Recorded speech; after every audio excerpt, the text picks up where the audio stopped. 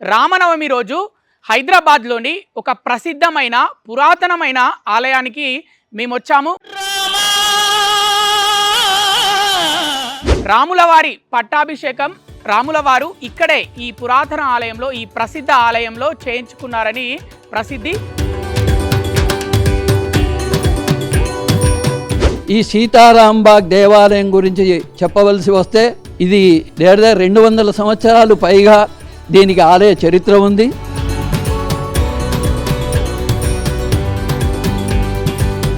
రేపు అన్ని చోట్ల జనరల్ కళ్యాణం ఉదయం జరుగుతుంది 12 గంటల ముహూర్తంలో. కానీ ఇక్కడ రామాలయంలో ఉత్తరాది ఆచారం కాబట్టి కళ్యాణోత్సవం సాయంత్రం రాత్రి జరుగుతుంది. 10 గంటల నుంచి ఆ కళ్యాణోత్సవం మొదలవుతుంది. అక్కడ రామస్తంభం కనిపిస్తుంది. మరి ఆ రామస్తంభం చిన్నజీయర్ స్వామి వాళ్ళ తాతగారు పెద్దజీయర్ స్వామి వారు ఇక్కడ ఆ రామస్తంభం నిర్మించారు. వెనక పూల్ బాగ్ మొత్తం ఈ దేవాలయ ప్రాంగణంలో 7 దిగుడు బావులు ఉన్నాయి. ఇప్పుడిప్పుడు ఈ యూట్యూబ్లు, ఈ ఛానళ్ళ ద్వారా ఈ దేవాలయానికి ఎంతో ప్రాచుర్యం పొంది ఎంతో భక్తులు ఇక్కడ కూడా వస్తున్నారు, దేవుణ్ణి దర్శించుకుంటున్నారు. నమస్తే, వెల్కమ్ టు సాక్షి. అందరికీ శ్రీ రామనవమి శుభాకాంక్షలు.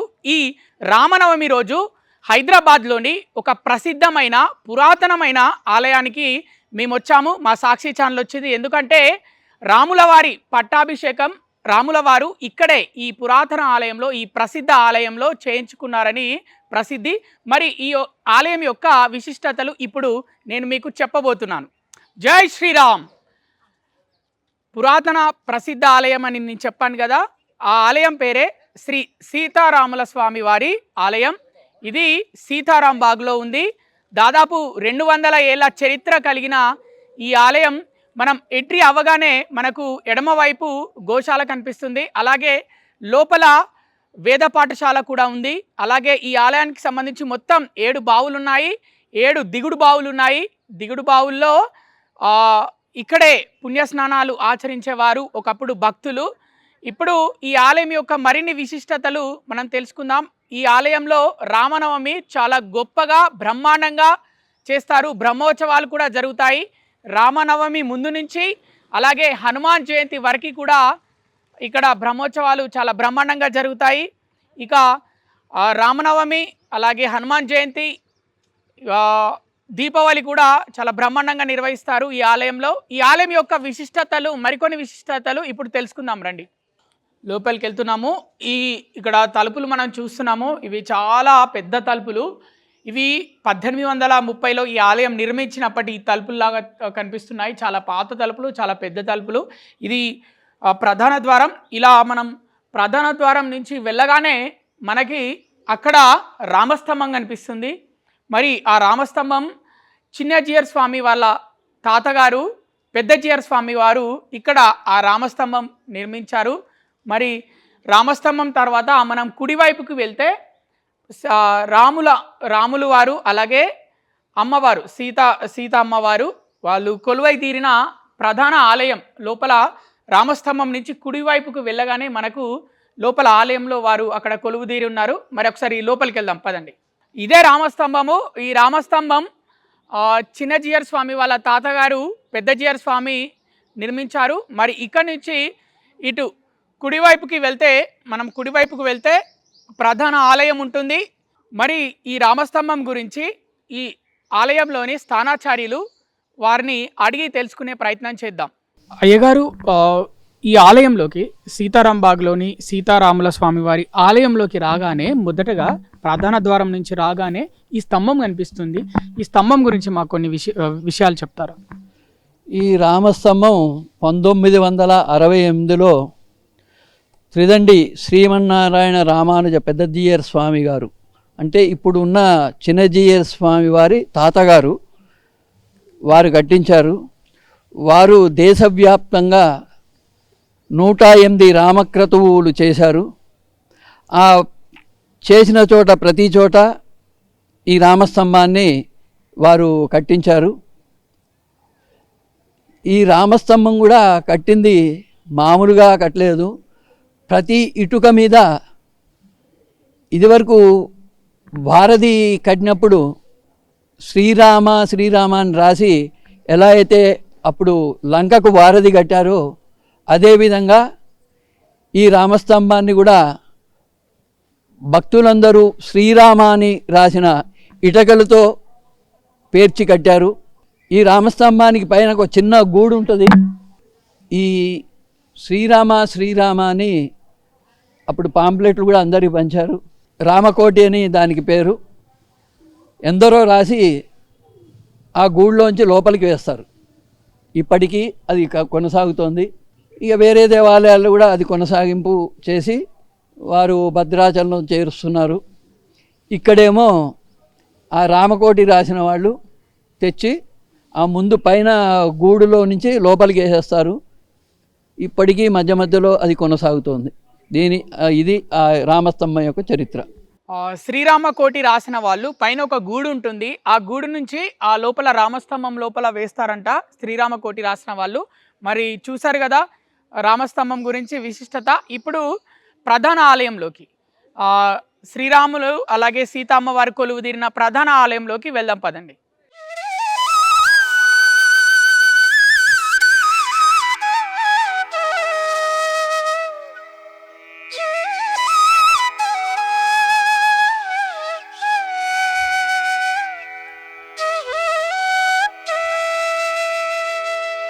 మొత్తం సీతారాం బాగ్లోని సీతారాముల వారి ఆలయంలో 7 దిగుడు బావిలు ఉన్నాయి. 7 దిగుడు బావిల్లో ఒకప్పుడు అభిషేకాలకి నీళ్ళు ఇక్కడ నుంచే ఈ బావుల నుంచే తీసుకెళ్ళి విగ్రహాలకు అభిషేకాలు చేసేవారు.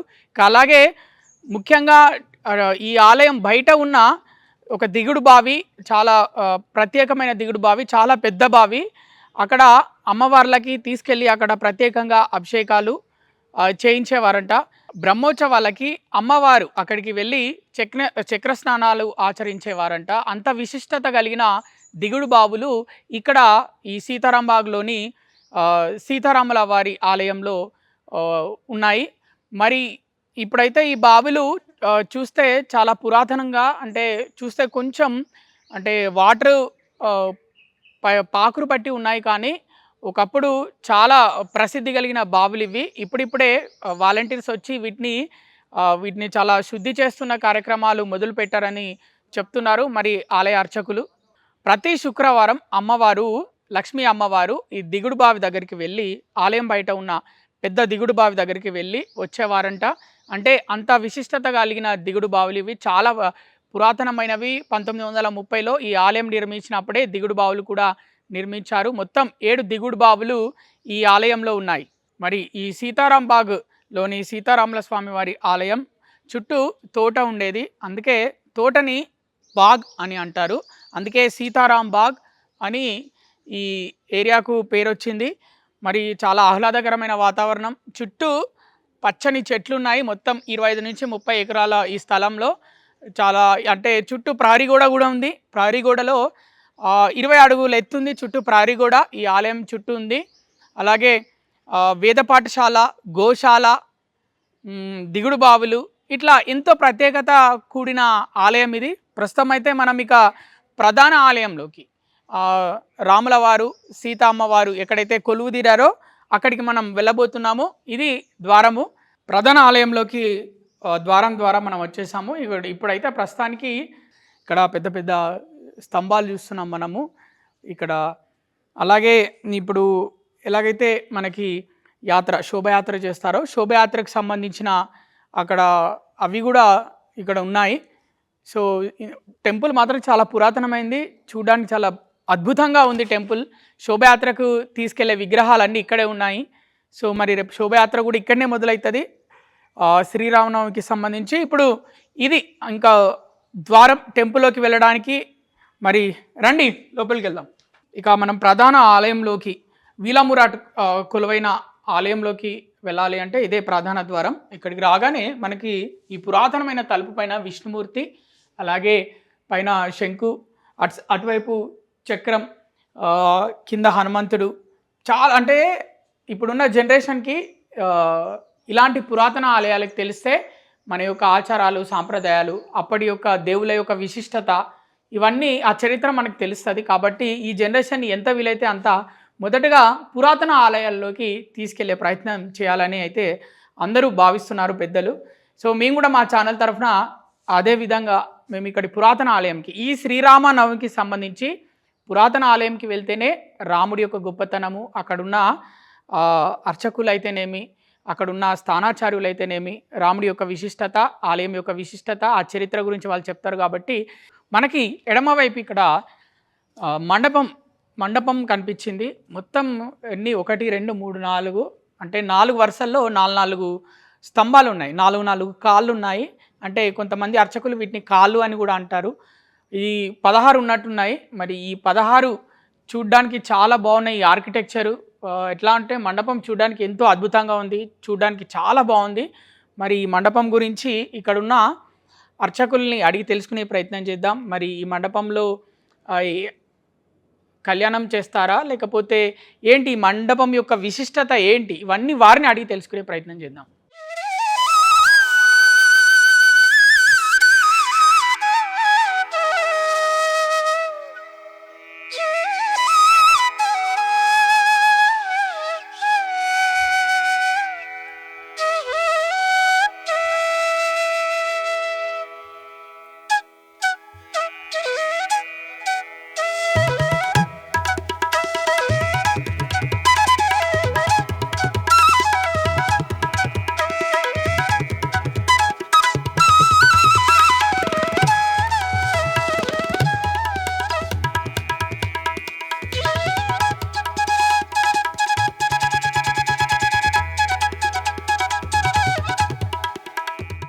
శ్రీరామనవమి సందర్భంగా సీతారాంబాగ్లోని సీతారాముల వారి ఆలయంలో సీతారాముల వారి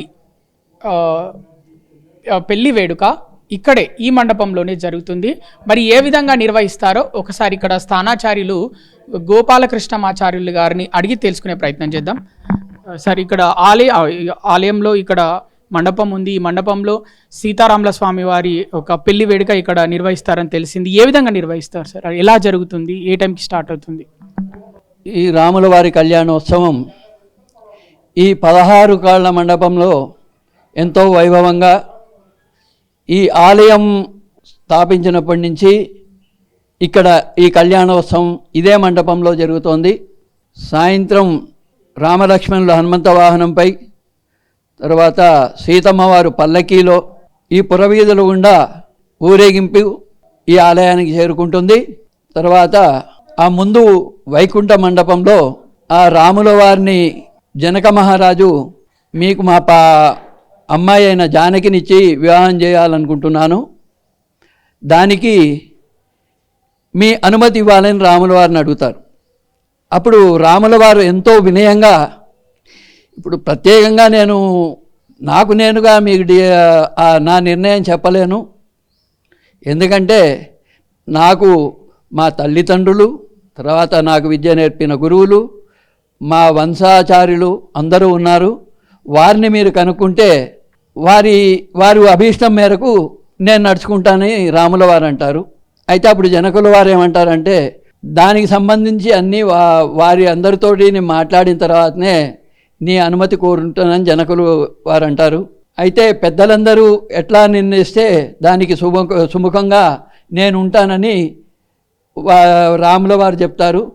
ఇదంతా సంస్కృత పద్యాలు మరి హిందీ అనువాదంతో ఈ సంవాదం జనకుడు రాముల వారి మధ్యలో ఈ సంవాదం జరుగుతుంది. అది సాయంత్రం ఆ ఊరేగింపు అక్కడ చేరుకున్న తర్వాత ఈ సంవాదం అక్కడ జరుగుతుంది. ఆ సంవాదం అయిన తర్వాత అక్కడ మాల మార్పిడి ఉంటుంది. మాల మార్పిడి అయిన తర్వాత పిరమాళ్ళు ఇక్కడ వేయించేవి చేసి ఇక్కడ కళ్యాణోత్సవం దగ్గర 10ంటికి ఇక్కడ కళ్యాణోత్సవం మొదలవుతుంది. ఇక కళ్యాణ ఘట్టాలంటే ఒక్కోటి అన్నీ కళ్యాణ ఘట్టాలు జనరల్గా జరిగేది ఎక్కడైనా ఒకటే. దాని తగ్గట్టు మా యజ్ఞాచార్యులు గారు ఆ కళ్యాణోత్సవాన్ని ఎంతో వైభవంగా జరిపిస్తారు. భక్తులందరూ ఈ చుట్టూ కూర్చొని కళ్యాణోత్సవం అయిన తర్వాత తీర్థప్రసాదాలు స్వీకరించి వెళ్తారు. ఇది ఇక్కడ కళ్యాణోత్సవ వైభవం. సో మరి మండపం గురించి తెలుసుకున్నారు కదా, చూశారు కదా ఈ మండపం యొక్క విశిష్టత. మరి ఇప్పుడు మనం ఇక మూల విరాట్ కొలువై ఉన్న ప్రధాన ఆలయంలోకి వెళ్దాం రండి. ప్రధాన ఆలయం సీతారాం బాగ్లోని సీతారాముల స్వామివారి ప్రధాన ఆలయం గర్భగుడి లోపల ఉంది. లోపలికి మనం వెళ్ళకూడదు కాబట్టి ఇక్కడ నుంచే మాట్లాడుతున్నాము. ఈ ఆలయం యొక్క విశిష్టతలో అన్నిటికంటే ముఖ్యమైనది చెప్పుకోవాలంటే 7 దిగుడు బావులు ఉన్నాయి. ఆ 7 దిగుడు బావుల్లో ప్రస్తుతం ఒక 2-3 అంటే మనకు వాడుకోవడానికి విధంగా అలాగే చూసే విధంగా అయితే 7 దిగుడు బావులు 1-2 ఉన్నాయి. ప్రస్తుతం అందులో ఒక దిగుడు బావి చూడడానికి వెళ్దాం పదండి. నేను సీతారాముల విగ్రహాలను నేను దర్శించుకున్నాను. ఎంతసేపు చూసినా చూడాలనిపించే గొప్ప ఒక మాటలో చెప్పలేని అనుభూతి అయితే నాకు కలిగింది.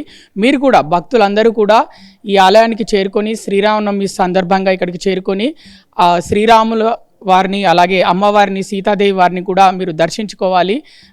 ఎందుకంటే నేను మాటలో చెప్పలేకపోతున్నాను, అంత గొప్ప అనుభూతి నాకు కలిగింది. అంత దైవత్వంతో కూడిన విగ్రహాలు అనిపించింది నాకు. కాబట్టి అందరూ ఇక్కడికి కళ్యాణ మహోత్సవం రోజున శ్రీరామనవమి రోజున ఇక్కడికి వచ్చి అందరూ భక్తులు భక్తి శ్రద్ధలతో అలాగే శ్రీరామ జపంతో ఇక్కడ అందరూ శ్రీరామనవమి రోజు అందరూ వచ్చి దర్శించుకోవాలని కోరుకుంటున్నాం.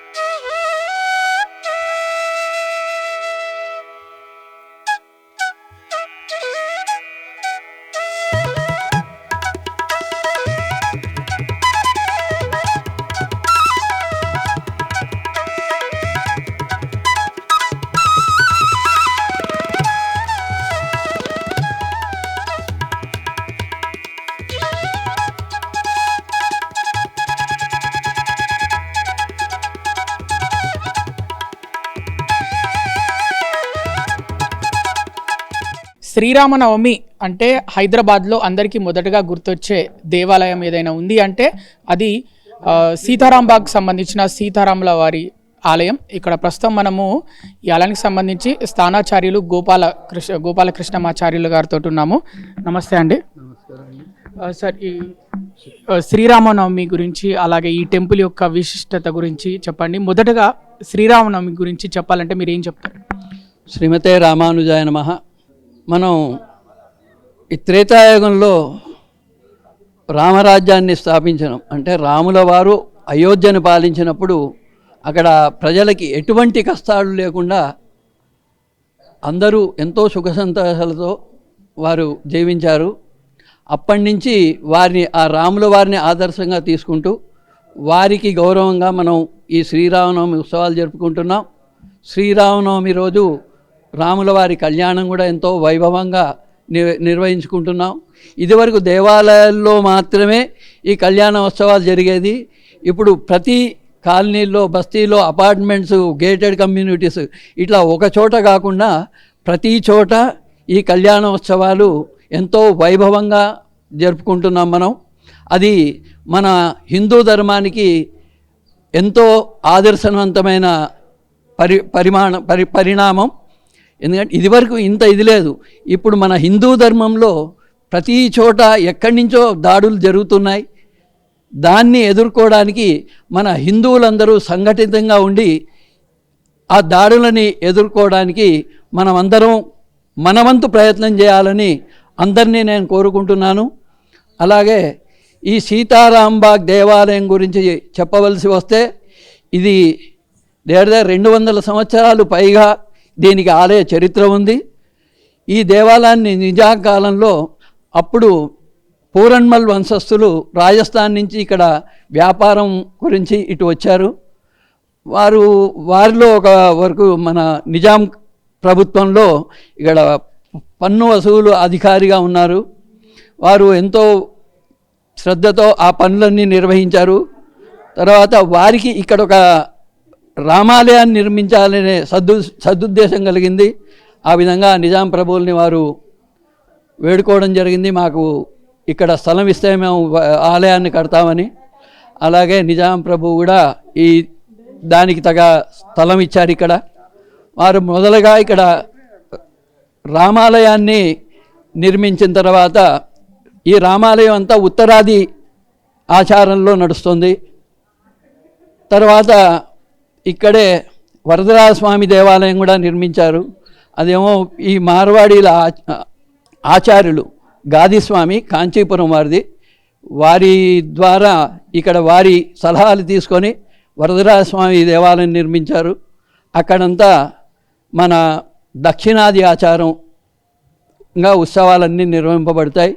వరదరాజస్వామి దేవాలయంలో సంవత్సరానికి దగ్గర 300 ఉత్సవాలు నిర్వహింపబడతాయి. అది ఇక్కడ అద్భుతం వైభవం.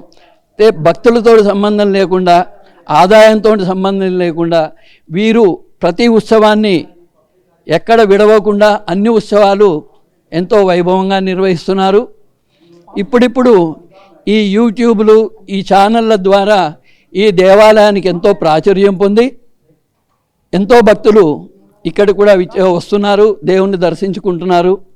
రేపటి రోజు ఇక్కడ ఆ భక్తజన సందోహాన్ని మనం చూసి తరించాల్సిందే. ఇక్కడి నుంచి ఈ భాగ్యనగర సమితి వాళ్ళ శ్రీరామ శోభాయాత్ర కూడా ఇక్కడి నుంచే మొదలవుతుంది. రేపు అన్ని చోట్ల జనరల్ కళ్యాణం ఉదయం జరుగుతుంది 12 గంటల ముహూర్తంలో. కానీ ఇక్కడ రామాలయంలో ఉత్తరాది ఆచారం కాబట్టి కళ్యాణోత్సవం సాయంత్రం రాత్రి జరుగుతుంది. 10 గంటల నుంచి ఆ కళ్యాణోత్సవం మొదలవుతుంది. ఎంతో వైభవంగా ఆ కళ్యాణాన్ని ఇక్కడ నిర్వహించడానికి ఇక్కడ ఆలయ ధర్మకర్తలు, దేవాదాయ శాఖ సభ్యులు అందరూ దానికి తగ్గ ఏర్పాట్లు చేస్తున్నారు. రేపు ఈ టీవీ ముఖంగా భక్తులకు కూడా నేను విజ్ఞప్తి చేస్తున్నాను ఏంటంటే, ఆ కళ్యాణానికి భక్తులందరూ అధిక సంఖ్యలో విచ్చేసి ఆ కళ్యాణ మహోత్సవాన్ని వైభవం తిలకించి ఆ రాముల వారి కృపకు పాత్రులు కాగలని నేను ఆశిస్తున్నాను. మీ నాన్నగారు ఇక్కడ ప్రధానాచార్యులుగా ఉన్నారు. అంటే అప్పుడు ఈ దేవాలయం యొక్క విశిష్టత గురించి, అంటే బాగా అంటే తోట, అలాగే దాదాపు చుట్టూ ప్రహరీ కూడా 20 అడుగుల ఎత్తు అని విన్నాము. ఒకసారి అప్పటి ఆ రోజుల లాంటి విశేషాలు మీతో ఏమైనా పంచుకున్నారా మీ నాన్నగారు? ఈ దేవాలయం సీతారాం బాగ్ అంటే తోటలకు కూడిన ఇది. ఇప్పుడైతే కబ్జాలయ్యాయి, కొన్ని అన్నీ పోయినాయి అనుకోండి. వెనక పూల్ బాగ్, మొత్తం ఈ దేవాలయ ప్రాంగణంలో 7 దిగుడు బావులు ఉన్నాయి. దాంట్లో ఒక 4 శిథిలావస్థలు చేరుకున్నాయి, కొన్ని అయితే 1-2 అయితే కనపడకుండా పోయాయి. ఇప్పుడు ఈ మధ్యలోనే ఒక పెద్ద దిగుడు బావిని వాలంటీర్స్ వచ్చి దాన్ని బాగు చేసి దాన్ని మళ్ళీ పునరుద్ధరించారు. ఇప్పటికీ 3 బావులు అయితే మంచి దీంట్లో ఉన్నాయి. ఈ సీతారాంబాగ్ దేవాలయము ఇప్పటిది కాదు. దీంట్లో మా తాతగారైన కోయిల్ కందాడే షడగోపరామాంజాచార్యులు గారు సంస్కృత పాఠశాలని స్థాపించారు. ఆ పాఠశాల నుంచి ఎంతోమంది తెలుగు సంస్కృతంలో నిష్ఠాతులై ఈ రోజుకి తెలంగాణలో ఆ తెలుగు సంస్కృతం ఇంకా బ్రతికుందంటే ఈ పాఠశాల మహత్యం. అదే పాఠశాలలో చదువుకొని మా నాన్నగారు లెక్చరర్గా ఉండి దాంట్లోనే రిటైర్ అయ్యి తర్వాత ఈ ఆలయానికి మా తాతగారి తర్వాత మా నాన్నగారు స్థానాచార్యులుగా నియమింపబడ్డారు. ఇప్పుడు వారి వయసు 94 సంవత్సరాలు మా నాన్నగారిది. వారు ఇంకా ఆ దేవుడి కృప వల్ల తన పనులు తాను చేసుకుంటూ ఇంకా ఉంటున్నారు. అయితే కొద్దిగా దూరం నడిచే పరిస్థితి లేదు, కానీ ఇంట్లో మాత్రం నిత్యానుష్ఠానాలన్నీ ఎంతో శ్రద్ధతో చేసుకుంటారు. రోజు రామాయణ పఠనం ఇవన్నీ చేసుకుంటూ తన పని తను చేసుకుంటున్నారు.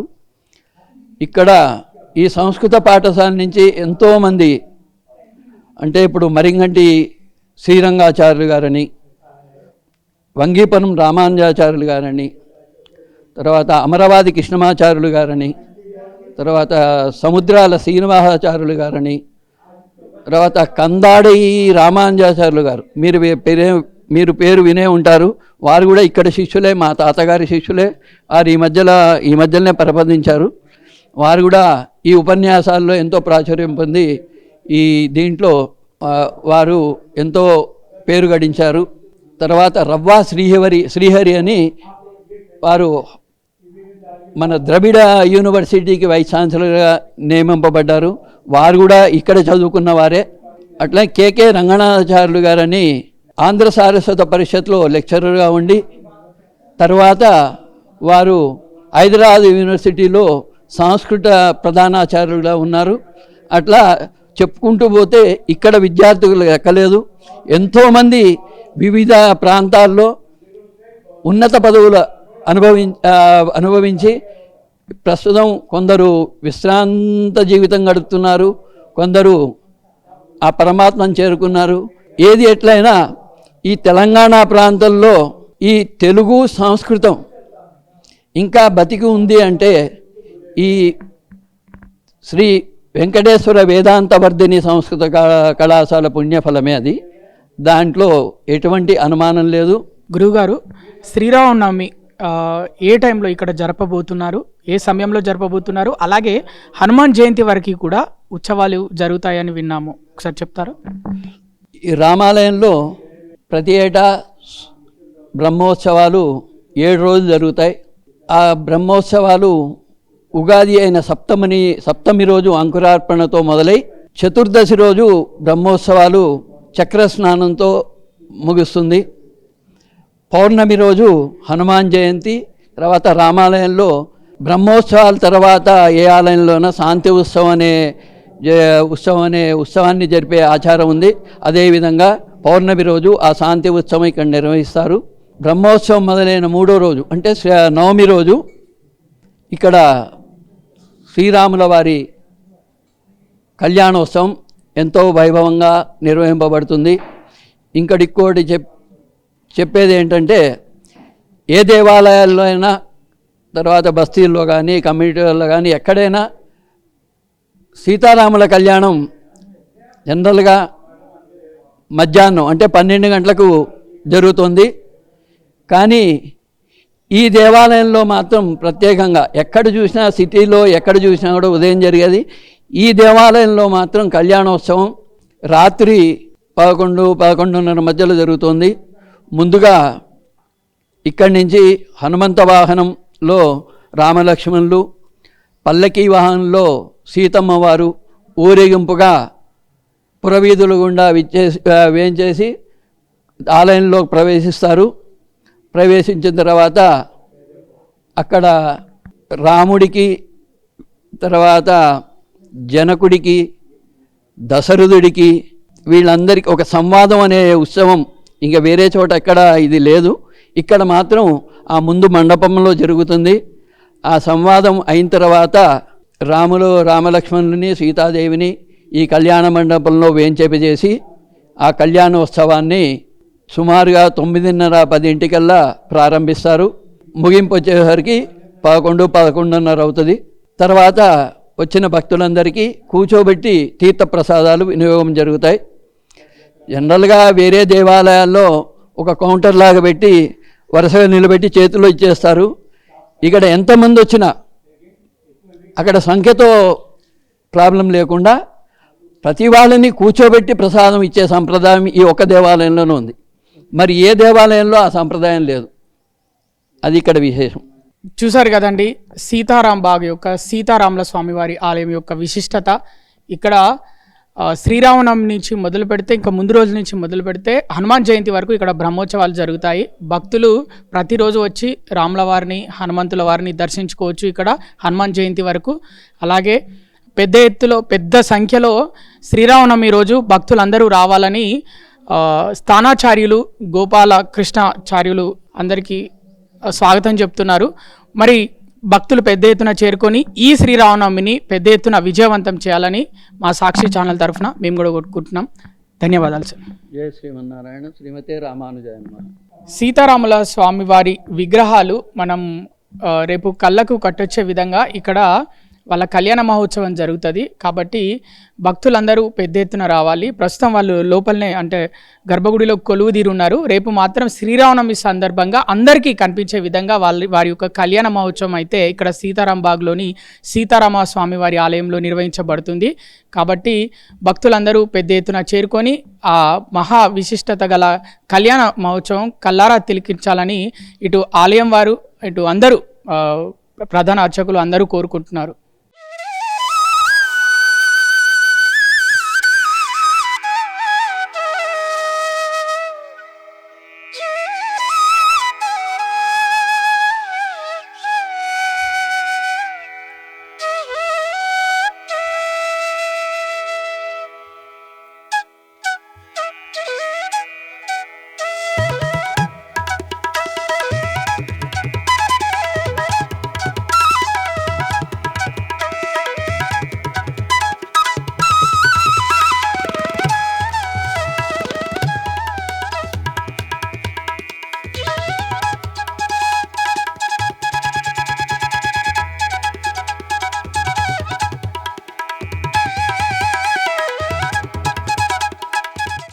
సాక్షి టీవీ ప్రసారాలను నిలిపివేయడం చట్టరీత్యా నేరం.